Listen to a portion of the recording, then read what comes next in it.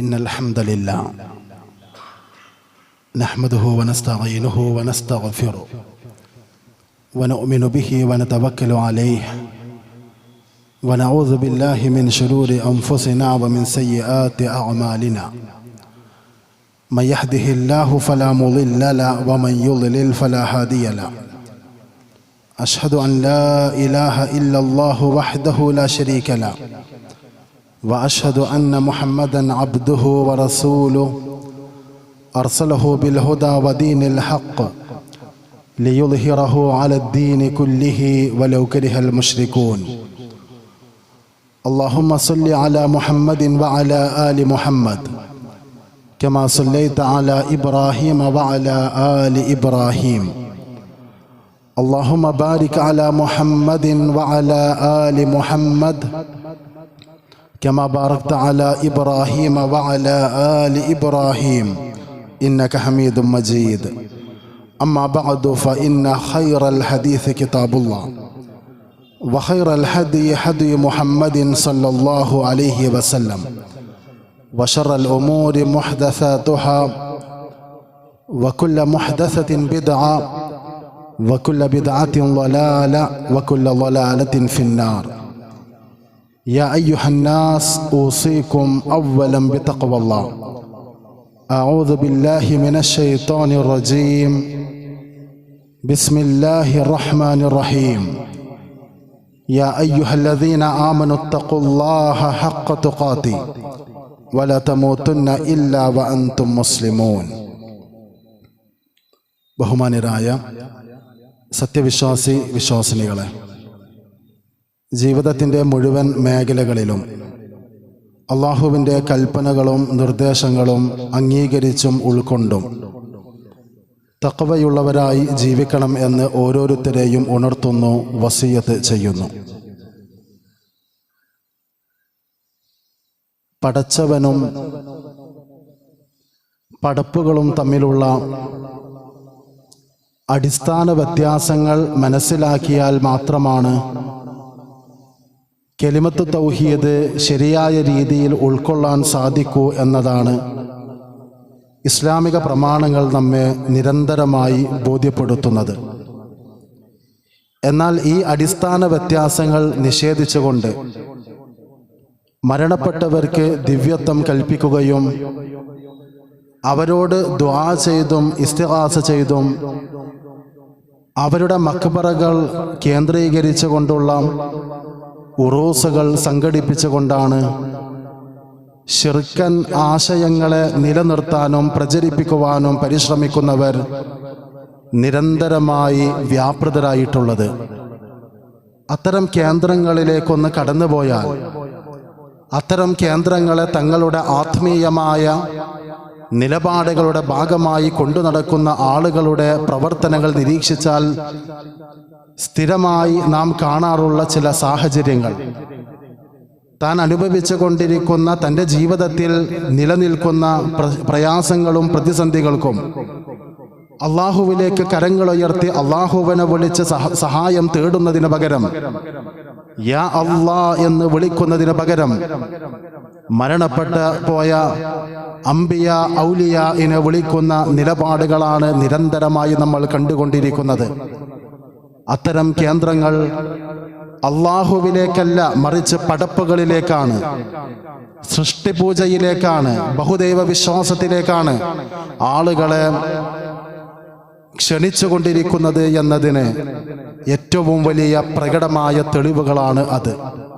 മാത്രമല്ല, ഇത്തരം ഉറൂസ് കേന്ദ്രങ്ങളുമായി ചുറ്റിപ്പറ്റി അവർ പ്രചരിപ്പിക്കാറുള്ള മഹാന്മാരായി വാഴ്ത്തപ്പെടാറുള്ള വ്യക്തികളെ സംബന്ധിച്ച് പരിശോധിച്ചാൽ ദീനിൻ്റെ യാതൊരു അടയാളങ്ങളും ഭാവങ്ങളുമില്ലാതെ കുളിക്കാത്ത, നമസ്കരിക്കാത്ത, നേരാവണ്ണം ഔറത്ത് പോലും മറക്കാത്തവരായി, മനോനില തെറ്റിയവരായി ജീവിച്ചിരുന്ന ആളുകളെ സംബന്ധിച്ച് ഇവർ വലിയുകളാണ്, ആരിഫീങ്ങളാണ്, ഇവരെ സാധാരണക്കാരുമായി തുലനം ചെയ്യുമ്പോൾ നിങ്ങൾക്കിവരെ മനോനില തെറ്റിയവരായി തോന്നിയാലും ഇവർ ജസബിന്റെ ഹാലിലാണ്. അത് ഈ സൂഫികളായ ആളുകൾക്ക് അവർ എത്തിപ്പെടുന്ന അള്ളാഹുവുമായിട്ടുള്ള ആ വിലായത്ത് പ്രാപിക്കുന്നതിന്റെ ഭാഗമായിട്ടുള്ളതാണ് എന്ന് വാദിച്ചുകൊണ്ട് അവരുമായി ബന്ധപ്പെട്ട് സമൂഹത്തിൽ നിരന്തരമായി അവർക്ക് ദിവ്യത്വവും ദിവ്യ പരിവേഷവും ചാർത്തുന്ന നിലപാടുകൾ ഈ സമൂഹത്തിൽ പ്രചാരം നേടുന്നുണ്ട്. അത്തരം നിലപാടുകൾക്ക് കുടപിടിക്കുന്ന ചൂട്ടുപിടിക്കുന്ന ആളുകൾ വിസ്മരിക്കുന്ന വിശുദ്ധ ഖുർആനിന്റെ ഒരു പ്രഖ്യാപനം സൂറത്തു ശൂറയിലെ 11-ാം സൂക്തമാണ്. ലൈസ കമിസ്ലിഹി ശൈഉൻ, അല്ലാഹുവിന് തുല്യനായി ഒരു ശക്തിയോ ഒരു വ്യക്തിയോ ഇല്ല. അല്ലാഹുവിനെ തുല്യനാക്കും വിധം അല്ലാഹുവിന്റെ അജയ്യതയെ അദ്വിതീയതയെ അല്ലാഹുവിന്റെ പരിധികളില്ലാത്ത കഴിവുകളിലേക്ക് സൃഷ്ടികളെ സമന്മാരാക്കുക എന്നത് ഒരിക്കലും തന്നെ പാടില്ലാത്തതാണ്. അതിന് അർഹതയുള്ള യാതൊരു സൃഷ്ടിയും ലോകത്തില്ല എന്നാണ് വിശുദ്ധ ഖുർആൻ നമ്മെ പഠിപ്പിക്കുന്നത്. എന്നാൽ ഈ ഒരു ആശയത്തെ നെഞ്ചിലേറ്റുന്നതിന് പകരം നമ്മുടെ സമൂഹത്തിൽ പതിറ്റാണ്ടുകളായി നിറഞ്ഞു നിൽക്കുന്ന വിശ്വാസങ്ങളെ സംബന്ധിച്ച് നമുക്ക് വ്യക്തമായ ധാരണകൾ ഉണ്ടാവണം.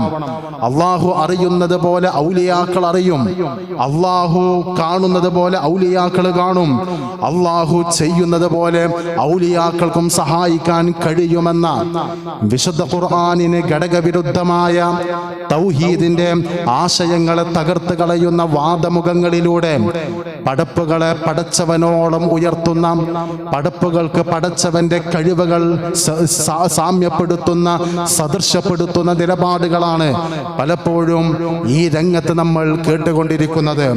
ഖുർആനിന് വിരുദ്ധമായ ഈ അബദ്ധ ജടിലമായ ആശയം അഥവാ പടച്ചവൻ പടപ്പ് ഈ വ്യത്യാസം മാനിക്കാതെ, ഖാലിഖും മഖ്ലൂഖും തമ്മിലുള്ള വ്യത്യാസങ്ങൾ മാനിക്കാതെ, മഖ്ലൂഖിനെ ആദരിച്ചും സ്നേഹിച്ചും മഖ്ലൂഖിന് യോജിക്കാത്ത സിഫത്തുകൾ ചാർത്തി കൊടുത്തുകൊണ്ട് അവരെ ദിവ്യ പുരുഷന്മാരായി പരിഗണിക്കുന്നതിനുള്ള ആ പ്രവർത്തനങ്ങൾ, അതിൻ്റെ തീവ്രമായ ഭാവങ്ങളാണ് നമ്മുടെ സമൂഹത്തിൽ മുസ്ലിം ഉമ്മത്ത് എന്ന് അവകാശപ്പെടുന്ന മുസ്ലിം സൊസൈറ്റിയിൽ നമ്മൾ കണ്ടുകൊണ്ടിരിക്കുന്നത്.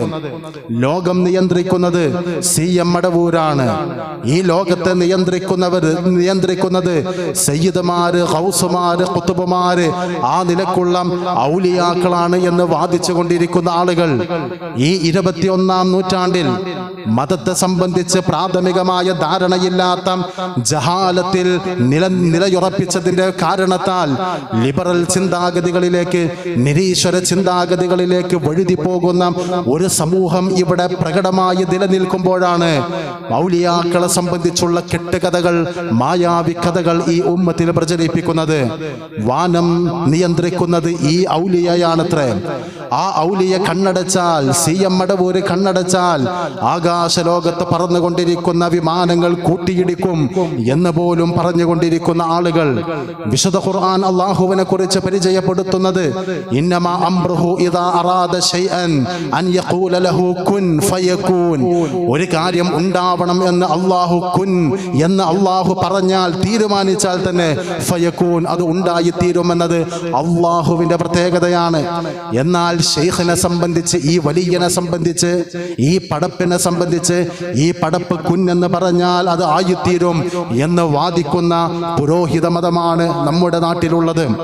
അള്ളാഹുവിന് 99 നാമങ്ങളുണ്ട് എന്ന് ഹദീസുകളെ പോലെ ഞങ്ങളുടെ ശൈഖിനും 99 നാമങ്ങളുണ്ട് എന്ന് പറയുന്ന സാഹചര്യം നമ്മൾ കാണുന്നു.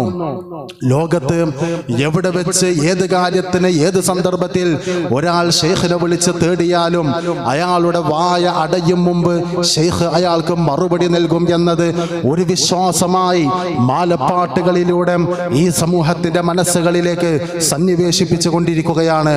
എത്രത്തോളം എന്നാൽ മരണസമയത്ത് ലാ ഇലാഹ ഇല്ലല്ലാഹ് ഉച്ചരിച്ച് മരണപ്പെടാനുള്ള തൗഫീഖിന് വേണ്ടി പ്രാർത്ഥിച്ചു കൊണ്ടിരിക്കുന്ന ഒരു സമൂഹത്തിൽ നിങ്ങൾ മരണ സന്ദർഭത്തിൽ മുഹീദ്ദീൻ ശൈഖേ എന്ന് വിളിച്ചാലും നിങ്ങൾക്ക് സ്വർഗം ലഭിക്കുമെന്ന കടുത്ത കുഫറിന്റെ, ഈമാൻ തകർക്കുന്ന വാദങ്ങളാണ് നമ്മുടെ നാട്ടിൽ പുരോഹിതന്മാർ അവരുടെ അനുയായികൾക്കിടയിൽ പ്രസരിപ്പിച്ചു കൊണ്ടിരിക്കുന്നത്.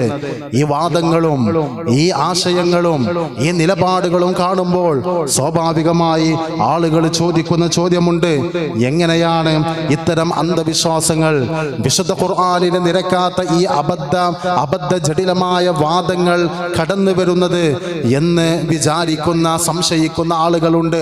ചില ആളുകൾ പറയാറുള്ളത്, ഇതിനെക്കുറിച്ചൊന്നും നമ്മൾ കുറ്റം പറയണ്ട, അവരൊക്കെ പഠിപ്പുള്ള പണ്ഡിതന്മാരാണ്, പുരോഹിതന്മാരാണ്, നമുക്ക് മനസ്സിലാകാത്ത ഏതോ വശം അവർ മനസ്സിലാക്കിക്കൊണ്ട് പറയുന്നതാണ്, വെറുതെ അവരെ കുറ്റപ്പെടുത്തി നമ്മുടെ അമല് നമ്മൾ കളയണ്ട, നമ്മൾ മനസ്സിലാക്കിയ ഒരു ദീനുമായി നമ്മൾ മുന്നോട്ട് പോവുക, നമ്മൾ എന്തിനാ വെറുതെ ഓരോന്ന് കുറ്റം പറയുന്നത് എന്ന് നിഷ്കളങ്ക ഭാവത്തിൽ ചോദിക്കുന്ന ആളുകളും യഥാർത്ഥത്തിൽ അറിവില്ലാത്ത ഒരു നിലപാടാണ് പറയുന്നത്. എന്തുകൊണ്ട് ഇത്തരം വാദങ്ങൾ എന്ന് ചോദിക്കുമ്പോൾ പ്രമാണങ്ങൾ പരിചയപ്പെടുത്തുന്ന 3 ഉത്തരമുണ്ട്. ഒന്ന്, ഇത്തരം വ്യതിയാന ചിന്തകൾ, ശിർക്കിന്റെ ബിദ്അത്തിന്റെ വാഹകർ ഈ സമൂഹത്തിൽ കടന്നു വരുമെന്ന്, ചൂഷകന്മാരായ പുരോഹിതന്മാർ കടന്നു വരുമെന്ന് നബി സല്ലല്ലാഹു അലൈഹി വസല്ലം പരിചയപ്പെടുത്തിയിട്ടുണ്ട്. ദുആത്തുൻ ഇലാ അബ്വാബി ജഹന്നം, നരകത്തിന്റെ കവാടത്തിങ്കൽ നരകത്തിലേക്ക് ക്ഷണിക്കുന്ന ചില പണ്ഡിതന്മാരുണ്ട്. മൻ അജാബഹും ഇലൈഹാ ഖദഫൂഹു ഫീഹാ, ആ പണ്ഡിതൻ പറയുന്നത് കേട്ട് ആരെങ്കിലും അവരെ അനുസരിച്ചുകൊണ്ട് മുന്നോട്ട് പോയാൽ ഇവർ സ്വർഗത്തിലേക്കല്ല നരകത്തിലേക്കാണ് ഇവരെ കൊണ്ടുപോവുക എന്ന് മഹാനായ നബി സല്ലല്ലാഹു അലൈഹി വസല്ലമ ഈ ഉമ്മത്തിന് മുന്നറിയിപ്പ് നൽകിയിട്ടുണ്ട്. അഥവാ ഉമ്മത്തിൽ ഇത്തരം സാഹചര്യങ്ങൾ ഉടലെടുക്കുമെന്നത് പ്രവാചകൻ സല്ലല്ലാഹു അലൈഹി വസല്ലമ തന്നെ നമ്മെ ബോധ്യപ്പെടുത്തിയതാണ്. രണ്ടാമതായി, ഇത്തരം അവസ്ഥകളുടെ ഒരു കാരണം വിശ്വാസവും അന്ധവിശ്വാസവും വേർതിരിച്ച് മനസ്സിലാക്കണമെങ്കിൽ, ആചാരവും അനാചാരവും വേർതിരിച്ച് മനസ്സിലാക്കണമെങ്കിൽ വിശുദ്ധ ഖുർആനിന്റെയും തിരുചര്യയുടെയും അടിസ്ഥാനത്തിൽ ഇസ്ലാമിക വിഷയങ്ങളെ കുറിച്ചുള്ള അടിസ്ഥാന ധാരണയുണ്ടാവണം. ആഴത്തിലുള്ള ഒരു അഗാധമായ പാണ്ഡിത്യം എല്ലാവർക്കും ഒരുപോലെ ഉണ്ടാകണമെന്നല്ല, പ്രാഥമികമായ അറിവുണ്ടാവണം. എനിക്കൊരു പ്രശ്നമുണ്ടാവുമ്പോൾ മൊയ്തീൻ ഷേഖ് എന്ന് ഞാൻ വിളിക്കുന്നത്, ഞാനൊരു പ്രശ്നമുണ്ടാകുമ്പോൾ ഏതെങ്കിലും മഖാമിലേക്ക്, ഉറൂസ് കേന്ദ്രത്തിലേക്ക് ഓടിപ്പോകുന്നത് എൻ്റെ ജീവിതത്തിന്റെ പ്രശ്നങ്ങൾക്ക്, പ്രയാസങ്ങൾക്ക് പരിഹാരം നൽകാൻ ഈ പടപ്പുകൾക്ക് സാധിക്കുമെന്ന വിശ്വാസമുള്ളത് കൊണ്ടാണ്. അടിമക്ക് അല്ലാഹു പോരെ എന്ന വിശുദ്ധ ഖുർആനിന്റെ ആശയം ഒരാൾ മനസ്സിലാക്കിയാൽ തന്റെ ജീവിതത്തിൽ ഒരു പ്രയാസമുണ്ടാകുമ്പോൾ മഖാമിലേക്ക്, മഖ്ബറകളിലേക്ക്, ജാറങ്ങളിലേക്ക്, ഉറൂസ് കേന്ദ്രങ്ങളിലേക്ക്, ആണ്ട് നേർച്ചകളിലേക്ക് പോകേണ്ടതില്ല എന്ന് തീരുമാനിക്കുവാൻ അയാൾക്ക് സാധിക്കും. എൻ്റെ ജീവിതത്തിന്റെ മുഴുവൻ സാഹചര്യങ്ങളിലും ഞാൻ പ്രതീക്ഷ അർപ്പിക്കേണ്ടത് എൻ്റെ നാഥനായ രക്ഷിതാവായ അല്ലാഹുവിലാണ് എന്ന ആ ഒരു പ്രാഥമികമായ ധാരണ ആളുകൾക്ക് ഉണ്ടാകണം. ഉണ്ടായിട്ടില്ലെങ്കിൽ ഇത്തരം അബദ്ധവിശ്വാസങ്ങൾക്ക് തീർച്ചയായും മൈലേജ് ലഭിക്കുമെന്നാണ്. ഇസ്ലാമിക ചരിത്രത്തിൽ നമ്മൾ കാണുന്ന ഒരു സംഭവമുണ്ട്. ഇക്രിമ റളിയല്ലാഹു അൻഹു, ആ ഇക്രിമ റളിയല്ലാഹു ഇസ്ലാം സ്വീകരിക്കുന്ന സംഭവം. അദ്ദേഹം നബി സല്ലല്ലാഹു അലൈഹി വസല്ലമയുടെ പ്രബോധനം അറിഞ്ഞവനാണ്. പ്രവാചകൻ സല്ലല്ലാഹു അലൈഹി വസല്ലമയുടെ ആദർശ പ്രബോധനത്തിന് സാക്ഷിയാണ്. പക്ഷേ അദ്ദേഹം ബഹുദൈവ വിശ്വാസിയായി ജീവിക്കുകയാണ്. അങ്ങനെ ഇരിക്കെ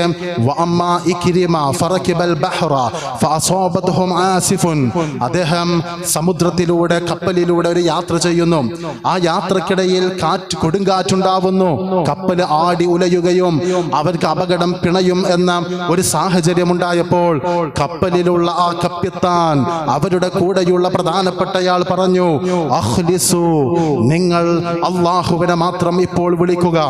ഫഇന്ന ആലിഹതകും ലാ തുഗ്നി അൻകും ശൈഅൻ ഹാഹുനാ, ഈ സമയത്ത്, ഈ പ്രതിസന്ധിയിൽ ഇനി നിങ്ങളെ രക്ഷപ്പെടുത്തുവാൻ നിങ്ങളുടെ ഇലാഹുകൾക്ക് സാധ്യമല്ല.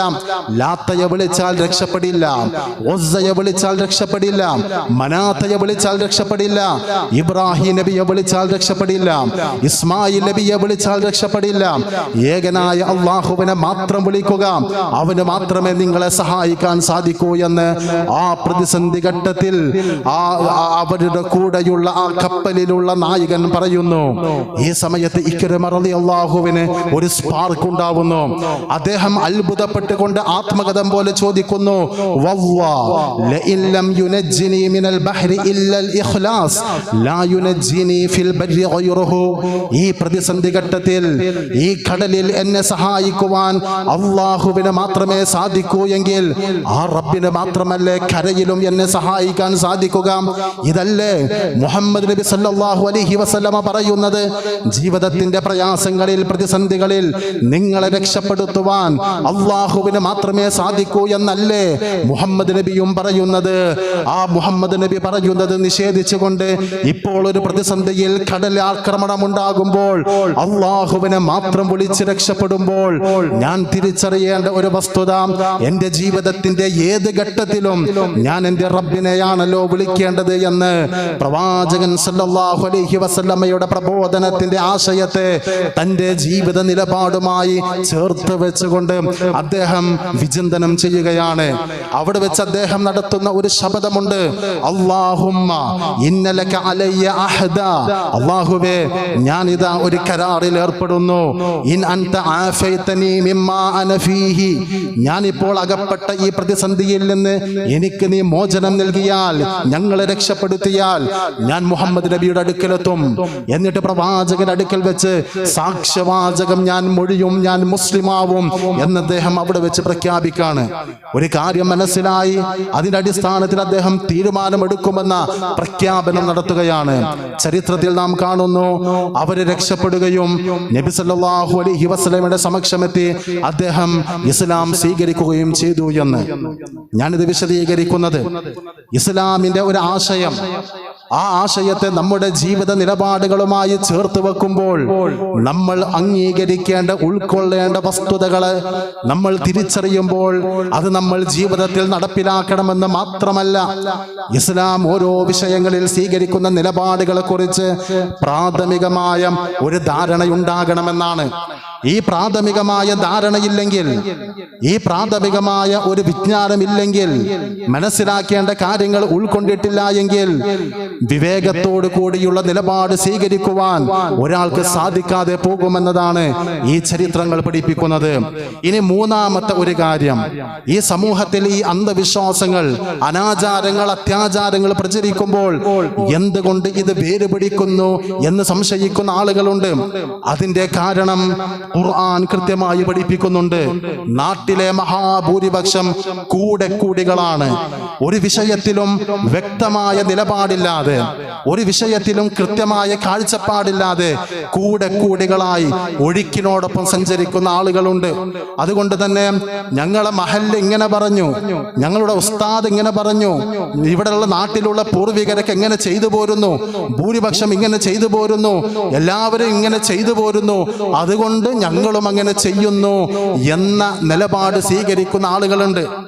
ഖുർആനിൽ ഉള്ളത് കൊണ്ട് ഞാൻ ചെയ്യുന്നു എന്നല്ല, ഹദീസിലുണ്ട് എന്നതുകൊണ്ട് ചെയ്യുന്നു എന്നല്ല, എല്ലാവരും ഇങ്ങനെ ചെയ്യുന്നു അതുകൊണ്ട് ഞാനും ചെയ്യുന്നു, ഇങ്ങനെ വില കുറഞ്ഞ നിലപാടുകൾ പറയുന്ന ആളുകളുണ്ട്. യഥാർത്ഥത്തിൽ അവർ തിരിച്ചറിയേണ്ട ഒരു സാഹചര്യം സൂറത്തു സബഇന്റെ 31 മുതലുള്ള ആയത്തുകളിൽ അല്ലാഹു സുബ്ഹാനഹു വ തആല വ്യക്തമാക്കുന്നുണ്ട്.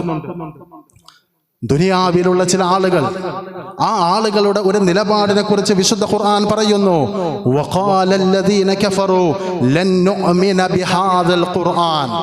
വിവരദോഷികളായ നിഷേധികൾ പറയും, ലൻ നുഅ്മിൻ ബിഹാദൽ ഖുർആൻ, ഖുർആൻ ഞങ്ങൾ വിശ്വസിക്കൂല.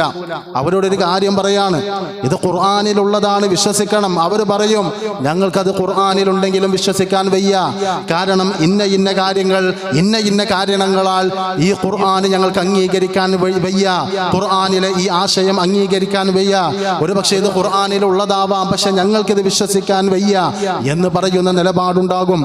എന്നാൽ നാളെ പരലോകത്ത് അവർക്ക് നരകശിക്ഷ ലഭിക്കുമെന്ന ഉറപ്പ് ലഭിക്കുന്ന സാഹചര്യത്തിൽ അവര് അവരുടെ നേതാക്കളോട്, അവരുടെ ഉസ്താദുമാരോട്, അവരുടെ മഹല്ല് ഭാരവാഹികളോട്, അവരുടെ സംഘടനയുടെ നായകന്മാരോട് അവര് പറയുന്നൊരു വാചകം, ലൗലാ അൻതും ലകുന്ന മുഅ്മിനീൻ, നിങ്ങളില്ലായിരുന്നുവെങ്കിൽ ഞങ്ങൾ സത്യവിശ്വാസികളാകുമായിരുന്നു. ഞങ്ങൾ അന്ന് ഈ ഖുർആനിന്റെ ആയത്ത് മാറ്റി നിർത്തിയത് നിങ്ങൾ കാരണത്താലാണ്, നിങ്ങൾ പറഞ്ഞത് കേട്ടാണ് ഞങ്ങൾ ഇങ്ങനെയൊക്കെ ആയിപ്പോയത് എന്ന് അവർ അവിടെ വെച്ച് പരിഭവം പറയും. ആ സമയത്ത് അവരോട് ആ നേതാക്കന്മാർ തിരിച്ചു പറയും, അനഹ്നു സദദനാകും അനിൽ ഹുദാ ബഅദ ഇദ് ജാഅകും, നിങ്ങൾക്ക് ഈ ഖുർആനും ഹദീസും ലഭിച്ചപ്പോൾ ഞങ്ങളാണോ നിങ്ങളെ തടഞ്ഞത്? ഞങ്ങളാണോ നിങ്ങളെ പിടിച്ചു വെച്ചത്? ഞങ്ങളാണോ നിങ്ങളുടെ ചെവി പൊത്തിയത്? ഞങ്ങളാണോ നിങ്ങളെ തടഞ്ഞു വെച്ചത് എന്ന് ഇവർ പരസ്പരം ചോദിക്കുമത്രേ. ആ സമയത്ത് ഇവർ മറുപടി പറയും, ബൽ മക്റുൽ ലൈലി വന്നഹാർ ഇദ് തഅമുറൂനനാ അൻ നക്ഫുർ ബില്ലാഹി വനജഅൽ ലഹു അൻദാദാ.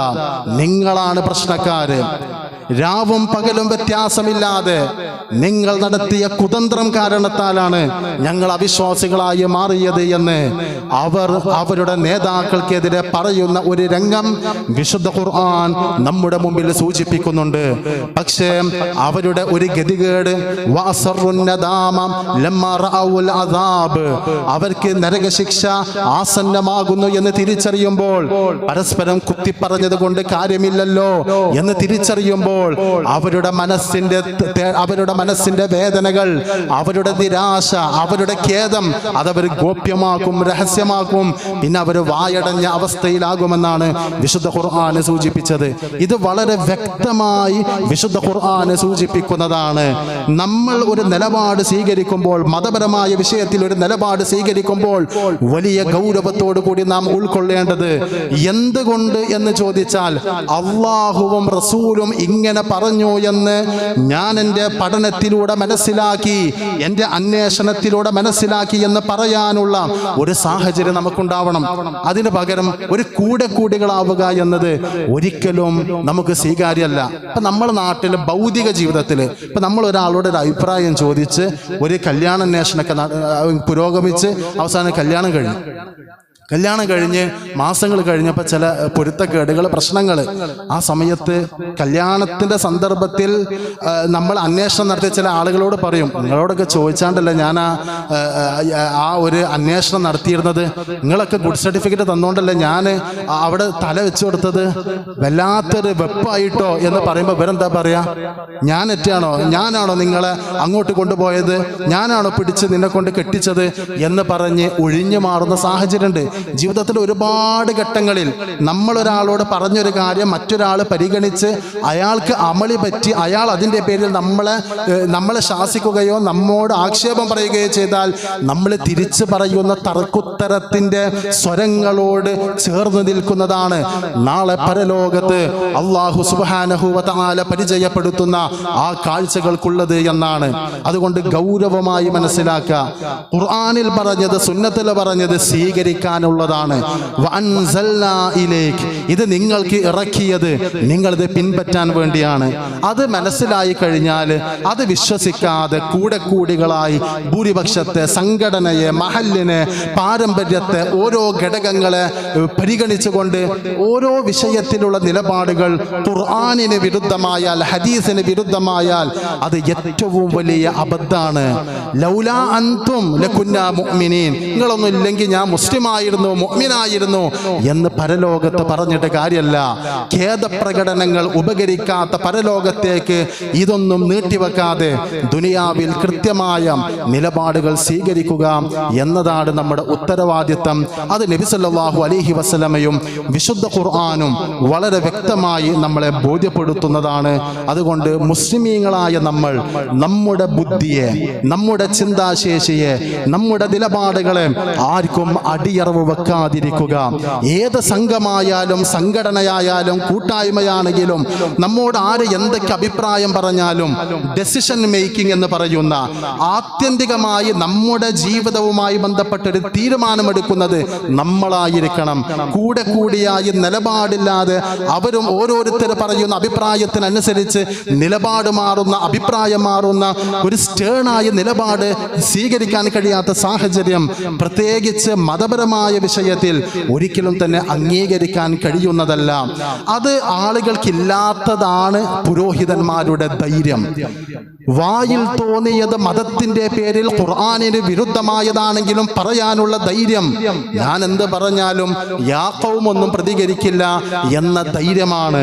യഥാർത്ഥത്തിൽ അവിടെ ഒരാൾ അബദ്ധം പറഞ്ഞാൽ അത് തെറ്റാണെന്ന് പറയാനുള്ള ഒരു ശേഷി ഒരാൾക്കുണ്ടാവണമെങ്കിൽ അവർക്ക് അറിവുണ്ടാവണം.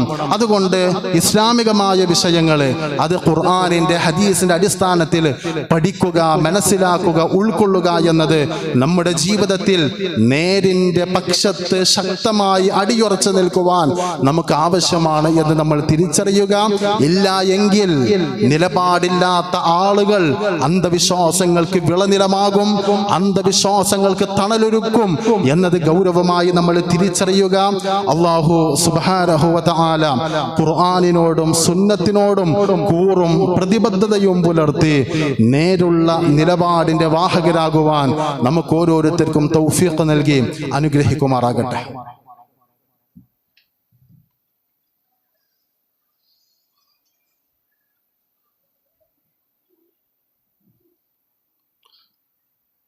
അൽഹംദുലില്ലാഹ് വസ്സലാത്തു വസ്സലാമു അലാ റസൂലില്ലാഹ്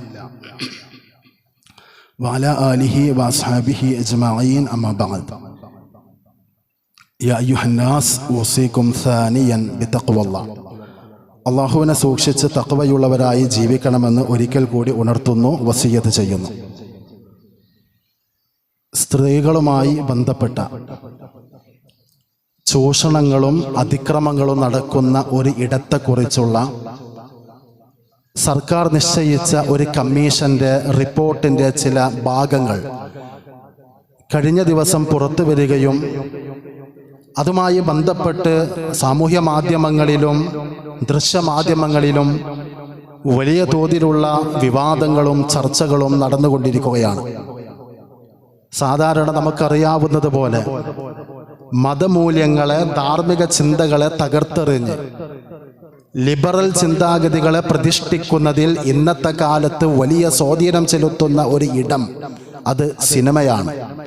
സിനിമകളിലൂടെ പ്രേമവും പ്രണയവും വിവാഹേതര ബന്ധങ്ങളും ഡേറ്റിങ്ങും വൈഫ് സ്വാപ്പിങ്ങും ലഹരിയും മദ്യപാനവും കൊലപാതകവും അക്രമങ്ങളും അതിക്രമങ്ങളും പോലെയുള്ള വ്യത്യസ്തമായ തിന്മകളെ നോർമലൈസ് ചെയ്യുന്നതിൽ സിനിമകൾക്കുള്ള സ്വാധീനം വലുതാണ്.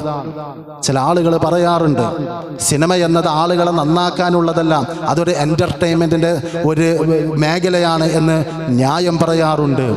ഒരു എൻ്റർടൈൻമെൻറ്റ് എന്നതിനപ്പുറം ഈ സമൂഹത്തിൽ എല്ലാ അർത്ഥത്തിലുമുള്ള അശ്ലീലതകളെ തുറന്നു വെച്ച് കൊടുക്കുന്നത് സിനിമ എന്ന ഇടമാണ് എന്നത് പുതിയ കാലത്തെ നമ്മുടെ ചെറിയ കുട്ടികളുടെ അതരങ്ങളിൽ തത്തിക്കളിക്കുന്ന അശ്ലീല പദങ്ങൾ പോലും അതിന് സാക്ഷിയാണ്.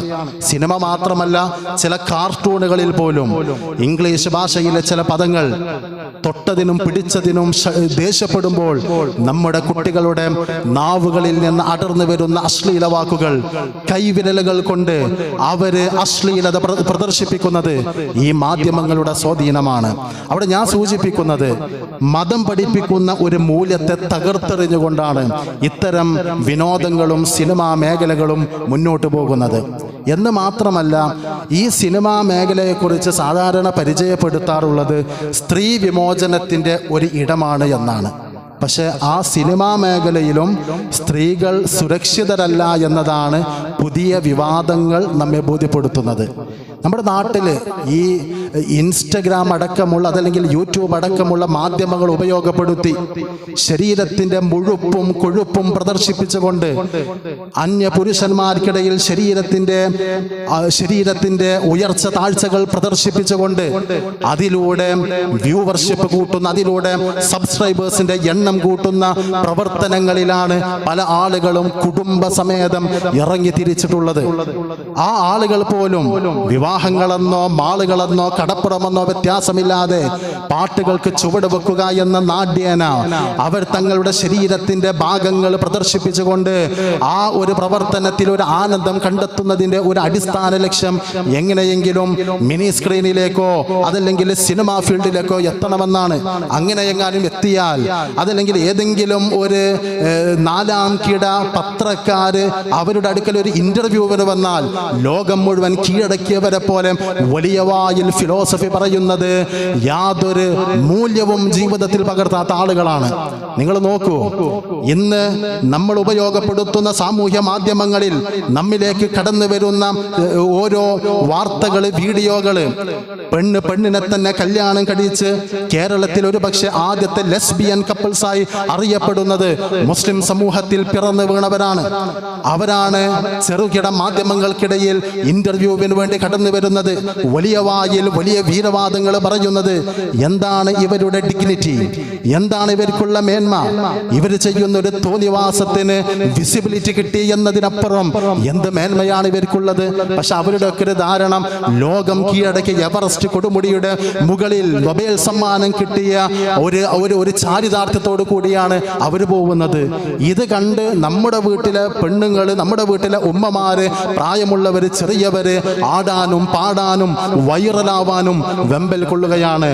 അങ്ങനെ വൈറലായി എത്തിപ്പെടാൻ ശ്രദ്ധിക്കുന്ന ആ വിമോചനത്തിന്റെ സ്റ്റേജ്, അവിടെ പോലും സ്ത്രീകൾ സുരക്ഷിതരല്ല എന്നതാണ് പുതിയ കമ്മീഷനുമായി ബന്ധപ്പെട്ട അതിന്റെ അറിയിപ്പുകൾ നൽകുന്നത്.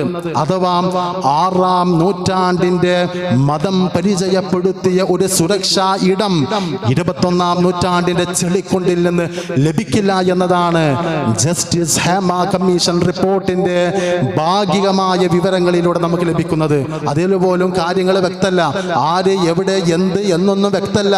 ചില പ്രമുഖരെ പേര് വിവരങ്ങൾ മാസ്ക് ചെയ്ത് ഹൈഡ് ചെയ്തുകൊണ്ടുള്ള ഒരു പ്രഹസനമാണ് പൊതുഖജനാവിൽ നിന്ന് കോടിക്കണക്കിന് രൂപയും സമയവും അധ്വാനവും ചെലവഴിച്ചുകൊണ്ട് നമ്മുടെ മുമ്പിൽ ഒരു വിവാദം കഴിഞ്ഞാൽ അടുത്ത വിവാദം എന്ന രൂപത്തിൽ വാലിഡിറ്റി പോലുമില്ലാത്ത വിവാദങ്ങൾ നമുക്ക് തള്ളിത്തുറന്നു തരുന്നു എന്നതിനപ്പുറം ഈ വിവാദങ്ങളിൽ മുസ്ലിം സമൂഹത്തിന് കൃത്യമായ ഒരു കാഴ്ചപ്പാട് രൂപപ്പെടുത്തുവാനുള്ള ഒരു സന്ദർഭമായി കാണാൻ സാധിക്കണമെന്നാണ് എനിക്ക് സൂചിപ്പിക്കാനുള്ളത്. ഇസ്ലാമിനെ പോലെ സ്ത്രീയെ ആദരിച്ച, അവരുടെ ഐഡന്റിറ്റിയെ അംഗീകരിച്ച, അവർക്ക് അവരുടെ അഭിപ്രായ സ്വാതന്ത്ര്യത്തെ ഉൾക്കൊള്ളുന്ന, അവർക്ക് അന്തസ് നൽകിയ മറ്റൊരു ദർശനമില്ല. ഇപ്പൊ സ്ത്രീകളുമായി ബന്ധപ്പെട്ട് സുരക്ഷ പറയുമ്പോൾ അന്യപുരുഷന്മാർ സ്വന്തക്കാരെന്ന് വ്യത്യാസമുണ്ട്. അവിടെ വിവാഹബന്ധം നിഷിദ്ധമായ മഹ്റമുമായി ബന്ധപ്പെട്ട നിർദ്ദേശങ്ങൾ ഇസ്ലാം പഠിപ്പിക്കുന്നു.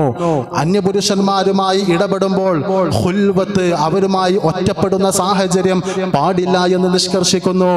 അന്യപുരുഷന്മാരുമായി ഇടകലർന്ന് തോള് തൊട്ടുരുമ്മി ഇടകലർന്നിരിക്കുന്ന ഇഖ്തിലാത്തെന്ന മിക്സാവുന്ന ഒരു കൾച്ചറിനെ ഇസ്ലാം അംഗീകരിക്കുന്നില്ല.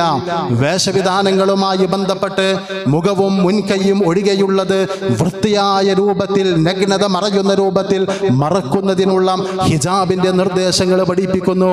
ഒരു സ്ത്രീയുടെ ജീവിതത്തിൽ അനാഥയാണെങ്കിൽ പോലും ഒരു കുടുംബത്തിന്റെ തണലിൽ ജീവിക്കുമ്പോൾ ആ കുടുംബം എന്ന തണൽ അവർക്ക് നൽകുന്ന സംരക്ഷണത്തെക്കുറിച്ച്, സുരക്ഷാബോധത്തെക്കുറിച്ച് പഠിപ്പിക്കുന്നു. അവൾക്ക് പഠിക്കാനും ജോലി ചെയ്യുവാനുമുള്ള സ്വാതന്ത്ര്യത്തോടൊപ്പം അവൾക്ക് അനന്തരാവകാശ സ്വത്തിൽ അവൾക്ക് ഒരു വിഹിതം കൃത്യമായി അവകാശപ്പെട്ടതാണെന്ന് ബോധ്യപ്പെടുത്തിക്കൊണ്ട് അവർക്ക് കരുതലേകിയ ഒരു ആശയമാണ്. ജീവിതത്തിന്റെ ഓരോ ഘട്ടങ്ങളിലും ഒരു സ്ത്രീയെ സംബന്ധിച്ചിടത്തോളം അവർക്ക് സുരക്ഷ നൽകുന്ന നിർദ്ദേശങ്ങളാണ് ഇസ്ലാം പഠിപ്പിക്കുന്നത്. ഇത് എന്തിനു പറയുന്നു എന്ന് ചോദിച്ചാൽ, ഇതൊക്കെ വെട്ടിപ്പൊളിച്ച് തല്ലിത്തകർത്ത് ഈ ഇസ്ലാം എന്ന അതിന്റെ ഒരു വൃത്തത്തിൽ നിന്ന് പുറത്ത് ചാടി, വളയത്തിന് പുറത്തേക്ക് ചാടി, ഞങ്ങൾ സ്വതന്ത്രരായി, ലിബറലായി, എല്ലാം നേടി എന്ന് കെട്ടിഘോഷിക്കുന്ന ആളുകൾ മുഖം കെടുന്ന സാഹചര്യമാണ് ദുനിയാവിലെ ഇത്തരം ചെളിക്കുണ്ടുകൾ നമ്മെ ബോധ്യപ്പെടുത്തുന്നത്. വിശുദ്ധ ഖുർആൻ സൂറത്തുൽ ഖസസിലൂടെ പഠിപ്പിക്കുന്നു, ഫഇല്ലം യസ്തജീബൂ ലക്, നിങ്ങൾ ഇസ്ലാമികമായ കാര്യങ്ങൾ ഇവർക്ക് പറഞ്ഞു കൊടുത്താൽ സ്വീകരിക്കുന്നവരും തള്ളിക്കളയുന്നവരുമുണ്ട്. അങ്ങനെ ആരെങ്കിലും തള്ളിക്കളഞ്ഞാൽ ഫഅലം അന്നമാ യത്തബിഊന അഹ്വാഅഹും, ഈ ഇസ്ലാമിക നിർദ്ദേശത്തെ തള്ളുന്നവർ താന്തോന്നികളാണ്, ദേഹേച്ഛയെ പിൻപറ്റുന്നവരാണ് എന്ന് താങ്കൾ അറിയുക. വമൻ അളല്ലു മിമൻ ഇത്തബഅ ഹവാഹു ബിഗൈരി ഹുദൻ മിനല്ലാഹ്, അല്ലാഹുവിന്റെ ഹുദയാകുന്ന നിർദ്ദേശം വലിച്ചെറിഞ്ഞ് ദേഹേച്ഛകൾക്ക് പിന്നാലെ താന്തോന്നികളായി പോകുന്നവരെക്കാൾ വഴിപിഴച്ചവരായി ആരുണ്ട് എന്നാണ് വിശുദ്ധ ഖുർആൻ ചോദിക്കുന്നത്. അതുകൊണ്ട് നമ്മുടെ മതത്തെ സംബന്ധിച്ചുള്ള ഒരു വ്യക്തമായ കാഴ്ചപ്പാട് നിലനിർത്തുന്നതോടൊപ്പം നമ്മുടെ കുടുംബ പരിസരങ്ങളിൽ, നമ്മുടെ വീടിന്റെ അകങ്ങളിൽ ഈ ഇസ്ലാമിക ആദർശത്തിന്റെ ആ ഒരു അന്തസത്ത നമ്മുടെ കുടുംബാംഗങ്ങളെ ബോധ്യപ്പെടുത്തുവാൻ മാന്യതയുള്ള അന്തസ്സുള്ള ഒരു നിലപാട് സ്വീകരിക്കുവാൻ അവരെ പ്രാപ്തരാക്കുവാൻ സാധിക്കുക എന്നത് നമ്മുടെ ഉത്തരവാദിത്തമാണ് എന്ന് നമ്മൾ തിരിച്ചറിയുക. അല്ലാഹു സുബ്ഹാനഹു വ തആല നമുക്കതിനുള്ള തൗഫീഖ് നൽകി അനുഗ്രഹിക്കുമാറാകട്ടെ. അല്ലാഹുവേ, ജീവിതത്തിൽ പലതരം പ്രയാസങ്ങളും സംഘർഷങ്ങളും രോഗങ്ങളും ദുരിതങ്ങളുമായി കഴിഞ്ഞുകൂടുന്ന ഒരുപാട് ആളുകൾ ഞങ്ങളുടെ കൂട്ടത്തിലുണ്ട്. ഏവർക്കും നീ ആഫിയത്തും ശിഫയും റഹ്മത്തും ബർക്കത്തും നൽകി അനുഗ്രഹിക്കണമേ. ഞങ്ങളുടെ ഭൗതിക ജീവിതത്തിലെ ഹലാലായ ആഗ്രഹങ്ങളും മോഹങ്ങളും സ്വപ്നങ്ങളും പൂവണിയുന്ന ദുനിയാവിൻ്റെ ഹസനത്തുകൾ ആസ്വദിക്കുവാൻ ഞങ്ങൾക്ക് നീ തൗഫീഖ് പ്രദാനം ചെയ്ത് അനുഗ്രഹിക്കണമേ. ഞങ്ങളിൽ നിന്ന് മരണപ്പെട്ടു പോയ മാതാപിതാക്കൾക്കും ബന്ധുമിത്രാദികൾക്കും മഗ്ഫിറത്തും മർഹമത്തും നൽകി അവർക്കും ഞങ്ങൾക്കും ജന്നാത്തുൽ ഫിർദൗസിൽ ഇടം നൽകി അനുഗ്രഹിക്കണമേ. മുസ്ലിമായതിൻ്റെ പേരിൽ രാജ്യത്തിനകത്തും പുറത്തും പ്രതിസന്ധികളിലൂടെ കടന്നു പോകുന്ന 10,000-കണക്കിന് ആളുകളുണ്ട്. ഫലസ്തീൻ അടക്കമുള്ള പ്രവിശ്യകളിൽ ഇസ്ലാമിക സമൂഹത്തിൻ്റെ സഹോദരി സഹോദരന്മാർ ദൈന്യതയിലാണ്. അല്ലാഹുവേ, അവരുടെ ജീവിതത്തിൽ ശാശ്വതമായ സമാധാനവും പരിഹാരവും നൽകി അവർക്കും ഞങ്ങൾക്കും ഇസ്സത്തോടു കൂടി ജീവിക്കുവാനുള്ള സാഹചര്യം നൽകി അനുഗ്രഹിക്കണമേ. اللهم اغفر للمؤمنين والمؤمنات والمسلمين والمسلمات والأحياء منهم والأموات إنك مجيب الدعوات يا قاضي الحاجات. اللهم أجرنا من النار، اللهم أجرنا من النار. ربنا لا تزغ قلوبنا بعد إذ هديتنا وهب لنا من لدنك رحمة إنك أنت الوهاب. ربنا آتنا في الدنيا حسنة وفي الآخرة حسنة وقنا عذاب النار. سبحان ربك رب العزة عما يصفون وسلام على المرسلين والحمد لله رب العالمين.